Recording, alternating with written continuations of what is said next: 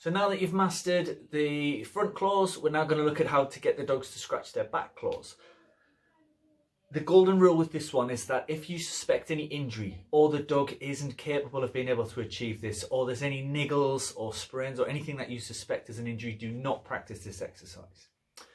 If your dogs are fit and healthy, what you're going to need is a box which is high enough for the dogs to step onto, but almost too high for the dogs to put their back paws on, and I'll show you through that in a second. A second height which is almost double this height, and the old familiar scratch pad. Now this scratch pad is slightly different to the first one we used. This material is slightly more coarse, and the reason for that is the dogs aren't going to want to scratch as much with their back paws as they do with their front. So we need to take every opportunity of those back scratches by using a slightly coarser material, which means we can actually file down a bit quicker each time.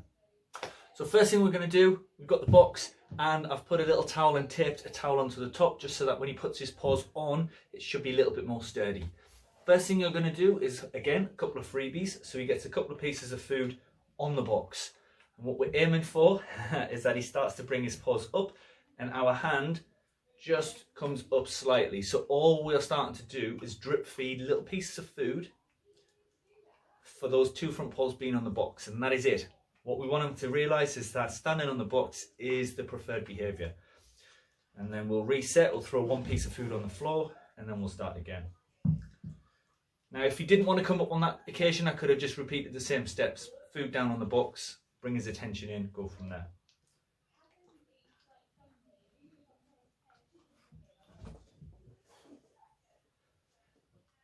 So I could have done it that way, then a piece of food, then lifted it over the top. So what you're aiming for is that the dog comes in and targets the box pretty much instantly every single time. Yes.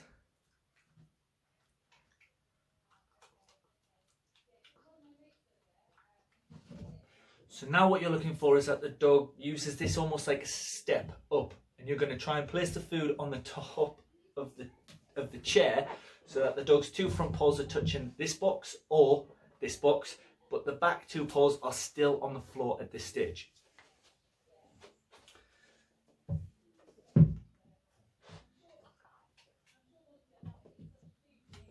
So as he put his back paw up, I just pushed the food back towards him just so that he stood down. We want those two back paws on the floor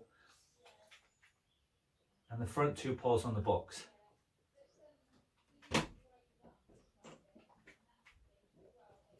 And again, reward, and then start again.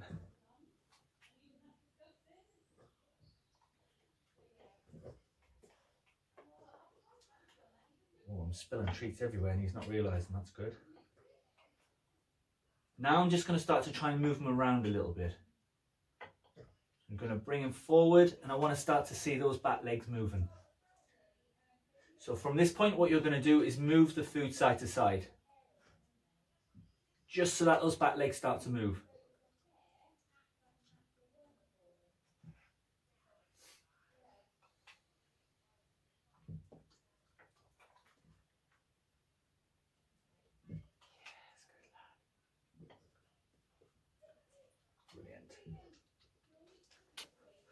So the last little thing that we've added now is the scratch pad. So what we're aiming for now is that Monty's paws, front paws, should be up on the box. His head should be stretched over onto the chair.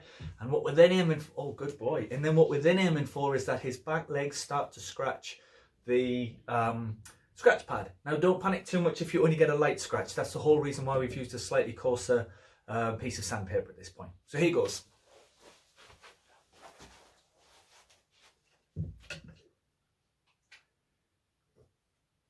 So you're just going to move the food around to try and get his legs to scratch that pad.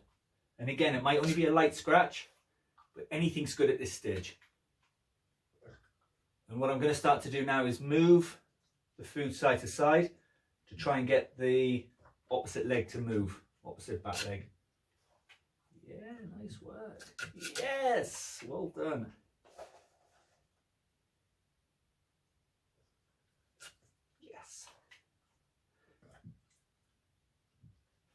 Now he's being fed freely at this stage. I'm not going to restrict the food just to the times that he's scratched. I want this to be an enjoyable experience, but I am only going to mark the behaviour when I've heard the scratch on the pad.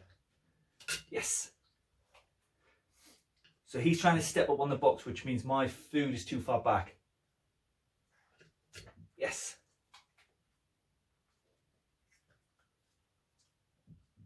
Yes.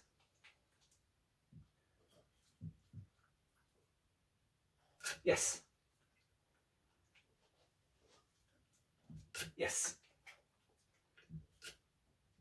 Yes. Oh, I was a bit late on that one. Yes.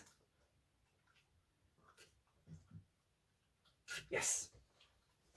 So like we said, this exercise is perfect for dogs who are fit and healthy, but please don't try and attempt this if you suspect any injury or the dog is not able to complete these behaviours. You can even practice them on things like stairs or outdoor steps if you want, as long as you've got a couple of heights that the dog can move up from. But it's the same sequence. Teach everything individually and then bring the whole thing together at the end.